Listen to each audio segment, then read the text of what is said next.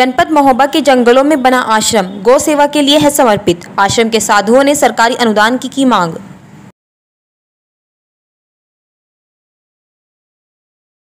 उत्तर प्रदेश का एक ऐसा आश्रम जहां के तपस्वी साधु बिना किसी मूलभूत सुविधाओं के जंगलों में रहकर गौ सेवा कर रहे हैं।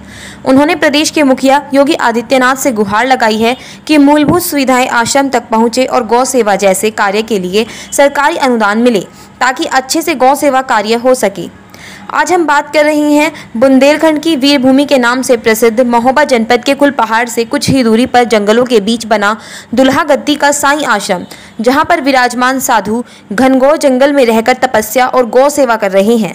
आश्रम के महंत ने बताया कि यह अखाड़ा बुंदेलखंड का सबसे बड़ा साईं संप्रदाय का अखाड़ा है और इसे दुल्हा गद्दी भी कहा जाता है।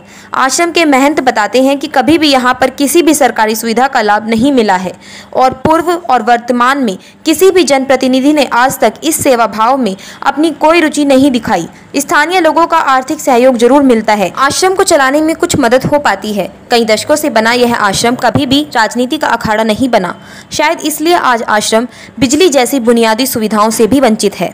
सबसे बड़ी बात यह है कि बुंदेलखंड की वीरभूमि के भीषण जंगलों के बीच बना यह आश्रम बुनियादी सुविधाओं के बिना चल रहा है, लेकिन आज तक किसी जनप्रतिनिधि ने आश्रम की सुविधाओं पर बात नहीं की।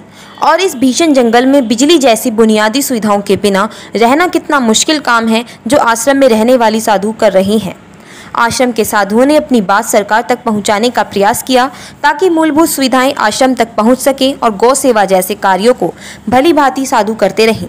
हिंदुस्तान लाइव टुडे के लिए महोबा से धर्मेंद्र कुमार की विशेष रिपोर्ट। दादाजी, आप इस घनघोर जंगल में कब से रह रहे हैं और अपना कैसे जीवन यापन करते हैं? क्या क्या आपको परेशानियां झेलनी पड़ती हैं? यहाँ तो देखो, गौओं के भूसा की व्यवस्था करना पड़ती है, हौदी की व्यवस्था करनी चाहिए, तो लाइट की कोई व्यवस्था नहीं है, ना कोई सूर्य प्लेट की व्यवस्था है।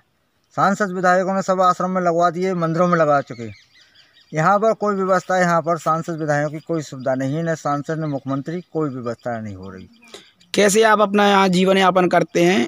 कैसे आपका गुजारा चलता है? ऐसे स्वयं अपने ही गौओं द्वारा ऐसे स्वयं व्यवस्था भी की जाती है। कोई लकड़ी फकड़ी तो हम बेचते नहीं हैं, न कोई अपने भजन पूजन से जो हुआ उसी से खाते पीते हैं और उसी से व्यवस्था पूर्ण करते हैं। आप जो गाय हैं, क्या गाय के लिए शासन प्रशासन से कोई आपको सहायता मुहैया कराई जाती है या आप निजी खर्च से, या कैसे इनका मान लो कैसे पालते हैं गायों को? निजी अपने खर्च से विधि विधान बना के जो किसान लोगों से जो मिल गया और अपना स्वयं विधि विधान से। शासन द्वारा कोई अभी व्यवस्था नहीं है।